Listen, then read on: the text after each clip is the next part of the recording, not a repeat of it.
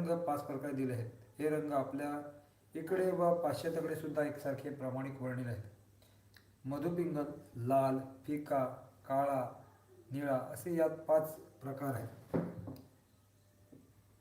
मधुपिंगला म्हणजे लाल किंवा पिवळा रंग मिश्रित केलेला असता जो रंग तयार होतो तो मधुपिंगल रंग समजावा. या रंगाचा रेषा दिसतील तो मनुष्य सुखी असतो. दुसरा लाल रंगाच्या रेषा दिसतील तो मनुष्य दानशील समजावा. निस्तेज म्हणजे वृक्ष व फिकट रंगाच्या रेषा असतील तर त्या दरिद्रदायक समजाव्यात.